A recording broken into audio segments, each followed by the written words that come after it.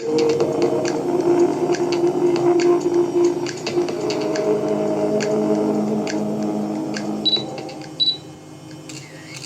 ട്രാവൽസിൻ്റെ Azerbaijan യാത്ര തുടരുകയാണ്.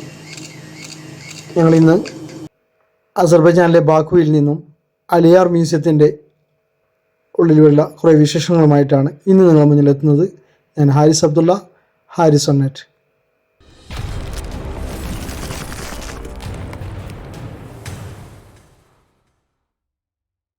അസർബൈജാനിൽ നിന്നുള്ള നല്ല നല്ല വീഡിയോയുമായിട്ടാണ് ഇന്ന് നിങ്ങളുടെ മുന്നിലെത്തുന്നത്. ഇന്ന് വൈകുന്നേരത്തോടു കൂടി ഞങ്ങൾ അസർബൈജാനോട് വിട പറയുന്ന ദിവസം കൂടിയാണ്. ഞങ്ങളിപ്പോൾ ഉള്ളത് അസർബൈജാനിലുള്ള ബാക്കുവിലെ ഹൈദർ അലി മ്യൂസിയത്തിന് മുന്നിലാണ്. ഇവിടുത്തെ കാഴ്ചകളും കാര്യങ്ങളുമായി ആദ്യമായി പോകാം. അതിനുശേഷം ഒരുപാട് നല്ല നല്ല കാഴ്ചകളുമായിട്ട് ഈ വീഡിയോ മുന്നോട്ട് പോകുന്നതായിരിക്കും. തീർച്ചയായും നിങ്ങളും എൻ്റെ കൂടെ വരിക. ഇത് നമ്മുടെ സ്വന്തം സിദ്ദിഖ് ഭായി ആണ്. യാത്രയിൽ ഒരുപാട് രസകരമായ അനുഭവങ്ങൾ നൽകി നമ്മളെ ബോറടിപ്പിക്കാതെ മുന്നോട്ട് കൊണ്ടുപോയ ഒരു വ്യക്തിയാണ്. ഈ രണ്ടുപേരും ബോംബെയിലുള്ള ഒരു ടീമാണ്. അപ്പോൾ അവരുമായിട്ട് കുറേ കുശലം പറഞ്ഞു, അവരുമായിട്ടൊന്ന് പരിചയപ്പെട്ടു. ഓക്കെ, നമുക്ക് ഹൈദർ അലി മ്യൂസിയവുമായി ബന്ധപ്പെട്ടുള്ള കാര്യങ്ങളിലേക്ക് പോകാം. അസർബൈജാനി രാഷ്ട്രീയക്കാരനായിരുന്നു ഹൈദർ അലി. മുഴുവൻ പേര് ഹൈദർ അലി റസ ഉഗ്ലു അലിയേവ് എന്നാണ്. 1969 മുതൽ 1982 വരെ അസർബൈജാനിലെ സോവിയറ്റ് സോഷ്യലിസ്റ്റ് റിപ്പബ്ലിക്കിലെ സോവിയറ്റ് പാർട്ടി നേതാവും 1993 ഒക്ടോബർ മുതൽ 2003 ഒക്ടോബർ വരെ അസർബൈജാൻ്റെ മൂന്നാമത്തെ പ്രസിഡന്റുമായിരുന്നു അലി ഹൈദർ. 1969 മുതൽ 1982 വരെ Soviet Azerbaijani communist party of അസർബൈജാനിയുടെ ഫസ്റ്റ് സെക്രട്ടറി ആയിരുന്നു ഹൈദർ അലി റസ. മ്യൂസിയത്തിന് പുറത്തുള്ള ഒരു ലോഹത്തകിട് കൊണ്ട് നിർമ്മിച്ചിട്ടുള്ള ഒരു പ്രതിമയാണിത്. ഒരു പുരുഷരൂപവും ഒരു സ്ത്രീ രൂപവുമാണുള്ളത്. അതിൽ ഒരെണ്ണം ആ തലമുടിയൊക്കെ ഉണ്ടാക്കിയിട്ടുള്ള നല്ല ടയർ കൊണ്ടാണ്. നല്ലൊരു കരവിരുത് തന്നെയാണ്. മുഴുവനായിട്ടും തകിടും അതുപോലെ തന്നെ ടയറും കൊണ്ടുണ്ട്, സൈക്കിൾ ടയർ പോലെയുള്ള സംഭവം കൊണ്ട് നിർമ്മിച്ചിട്ടുള്ളതാണ്. ലോകത്തിലെ വാസ്തുവിദ്യ മാസ്റ്റർ പീസുകളിൽ ഒന്നായി അംഗീകരിക്കപ്പെട്ട ഹൈദർ അലിയേവ് സെൻറ്റർ ആധുനിക ബാക്കുവിൻ്റെ ഒരു സിഗ്നേച്ചർ കൂടിയാണ്. വാസ്തുവിദ്യ ലാൻഡ്മാർക്കായി ഉടനടി വളർന്നു വന്നു. കെട്ടിടത്തിൻ്റെ രൂപകൽപ്പനയുടെ രചയിതാവായ സഹാദിന് ലോകമെമ്പാടും അംഗീകരിക്കപ്പെട്ട ഒരു വാസ്തുശില്പിയും അഭിമാനകരമായ പ്രിറ്റ്സ്കർ ആർക്കിടെക്ചർ സമ്മാന ജേതാവുമാണ്. മ്യൂസിയത്തിനകത്ത് കടക്കണമെങ്കിൽ 15 അസർബൈജാനി മനാത്താണ് ചാർജ് ചെയ്യുന്നത്. 6 വയസ്സിന് താഴെയുള്ള കുട്ടികൾക്ക് ഇത് ഫ്രീയും കൂടിയാണ്. അഡീഷണൽ അതിനകത്ത് വിസിറ്റ് ചെയ്യാനുള്ള കുറേ ഒരുപാട് സംഭവങ്ങളുണ്ട്. അതിലൊന്നാണ് ക്ലാസിക് കാർ എക്സിബിഷൻ കാര്യങ്ങൾ. അതിന് 10 അസർബൈജാനി മനാത്ത് നൽകേണ്ടി വരും. പ്രശസ്ത ഇറാഖി ബ്രിട്ടീഷ് വാസ്തുശില്പിയായ സഹാദീദ് രൂപകൽപ്പന ചെയ്തതാണ് ഈ ബിൽഡിംഗ്. ആകർഷമായ ഹൈദർ അലിയേവ് സെൻറ്റർ 2012 പൊതുജനങ്ങൾക്കായി തുറന്നിട്ട് കൊടുത്തു.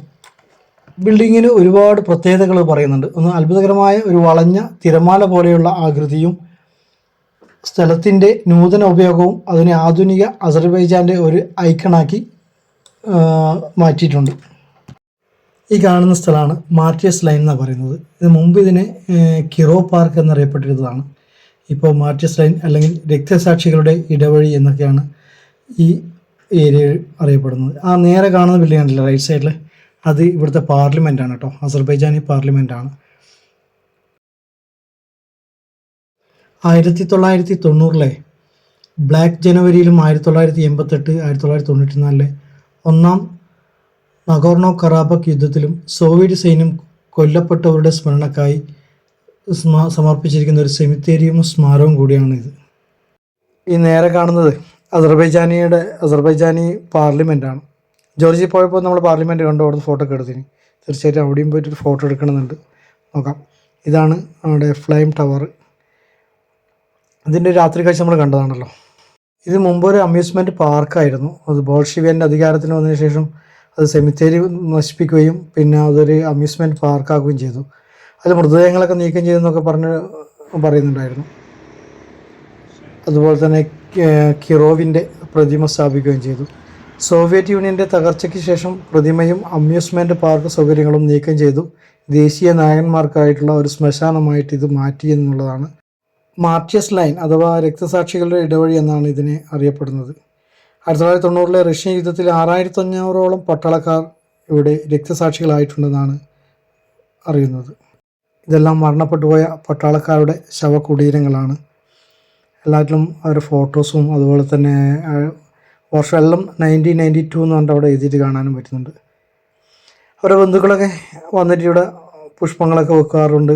ബൊക്കെയൊക്കെ വെച്ചിട്ട് പ്രാർത്ഥനയും കാര്യങ്ങളൊക്കെ നടത്തുന്നവരൊക്കെ ഉണ്ട്. കാണാം, ഓരോ ഇതിൻ്റെയും സ്മാരകത്തിൻ്റെ മുമ്പിലും ഫ്ലവറൊക്കെ കാണാൻ വേണ്ടി പറ്റും. ഏകദേശം ഒരു 15,000 പേരെ ഈ സെമിത്തേരിയിൽ അടക്കം ചെയ്തിട്ടുണ്ടെന്നാണ് കണക്കാക്കപ്പെടുന്നത്.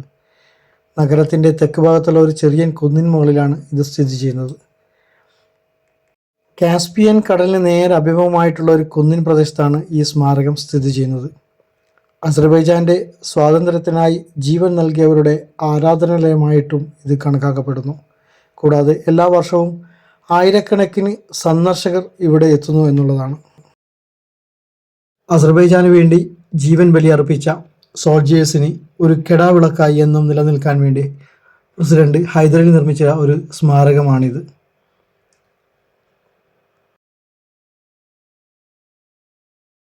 അതെല്ലാം കണ്ട് നമ്മൾ താഴേക്ക് ഇറങ്ങുമ്പോൾ നേരെ കിട്ടുക ഇവിടെ ഒരു പള്ളിയുണ്ട്, തുർക്കിഷ് മോസ്ക് എന്നതിന് പറയുന്നത്. ഇത് ഉണ്ടാക്കിയത് തുർക്കിഷ് ഗവൺമെൻറ് ആയതുകൊണ്ടാണ് അങ്ങനെ പേര് വരാൻ കാരണം. മറ്റൊരു പേരും കൂടി ഇതിനുണ്ട് ഈ പള്ളിക്ക്, രക്തസാക്ഷികളുടെ മോസ്ക് എന്നാണ് ഇതിൽ പറയുന്നത്. മെഹ്ദി ഹുസൈൻ മോസ്ക് എന്ന പേരിലും ഇതിനെ അറിയപ്പെടുന്നുണ്ട്.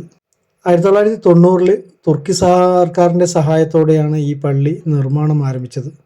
1996 ഇതിൻ്റെ പണി പൂർത്തീകരിച്ചു. ഇതൊക്കെ സ്ഥിതി ചെയ്യുന്നത് നമ്മളിപ്പോൾ കണ്ട മുഴുവൻ സംഭവിച്ചിരിക്കുന്ന ഒരു കുന്നിൻ്റെ മുകളിലാണ്. അവിടെ താഴേക്കുള്ള ദൃശ്യമാണ് ഈ കാണുന്നത്, ബാക്കുവിൻ്റെ ഭംഗിയേറിയ ദൃശ്യങ്ങൾ. ഇവിടെ നേരെ നമ്മളിനി പോകുന്നത് കത്തിക്കൊണ്ടിരിക്കുന്ന മല കാണാനാണ്. തീർച്ചയായും ആ വീഡിയോ നമുക്ക് അടുത്ത വീഡിയോയിലൂടെ കാണിക്കാം. ഖുർആനിലെ അൽബഖറ അധ്യായത്തിലെ 154 ആയത്ത് പള്ളിയുടെ മുൻവശത്ത് അറബിയിലും തുർക്കിയിലും എഴുതിയിട്ടുണ്ട്. വലാ തഖൂലൂ ലിമൻ യുഖ്തലു ഫീ സബീലില്ലാഹി അംവാതും ബൽ അഹ്യാഉ വലകിൻ ലാ തശ്ഉറൂൻ. അള്ളാഹുവിൻ്റെ മാർഗത്തിൽ കൊല്ലപ്പെട്ടവരെ പറ്റി അവർ മരിച്ചവർ എന്ന് നിങ്ങൾ പറയരുത്, മറിച്ച് അവർ ജീവിച്ചിരിക്കുന്നവരാണ്, പക്ഷേ നിങ്ങളത് മനസ്സിലാക്കുന്നില്ല. വർഷങ്ങളായി കത്തിക്കൊണ്ടിരിക്കുന്ന ഒരു മലയുടെ വീഡിയോയുമായി അടുത്ത വീഡിയോയിലൂടെ വരാം. ഈ വീഡിയോ ഇവിടെ അവസാനിപ്പിക്കുന്നു. Bye Haris on it.